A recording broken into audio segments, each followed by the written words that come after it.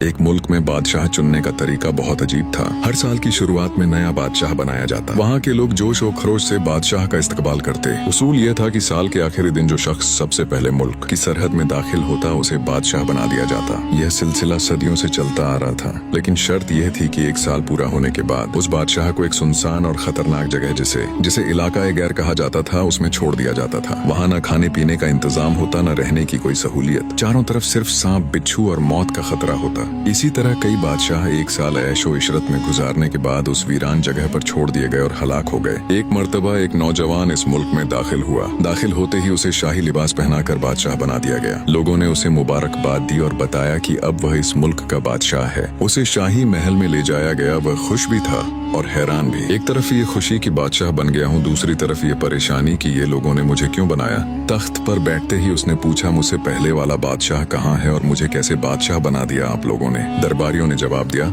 यहाँ का कानून यह है कि साल की शुरुआत में सबसे पहले हमारे मुल्क में जो शख्स आता है इसको बादशाह बना दिया जाता है। फिर बादशाह को एक साल बाद इलाका गैर में छोड़ दिया जाता है। ये सुनकर वह नौजवान कुछ लम्हों के लिए सोच में पड़ गया, मगर फिर उसने अकल से काम लिया और कहा, मुझे वह जगह दिखाई जाए जहाँ बादशाहों को छोड़कर आते हो। जब वह उस मकाम पर पहुंचा तो उसने उस जगह को गौर से देखा। काफी समय वहाँ बिताया और उसे समझा गया।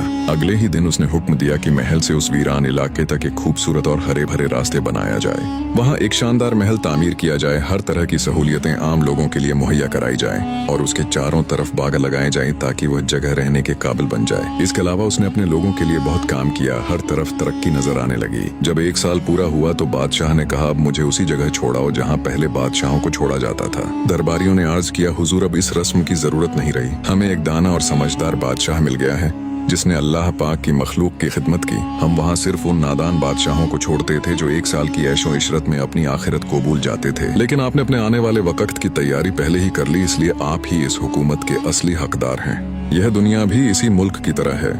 हम सब इसमें कुछ दिन के लिए आने वाले बादशाह हैं और इलाका गैर दरअसल हमारी कब्र है। क्या हम सिर्फ कुछ दिनों की दुनियावी जिंदगी में खोए रहेंगे या अपनी आखिरत के लिए भी तैयारी करेंगे? याद रखिए, आज हमारे पास अमल का वक्त है।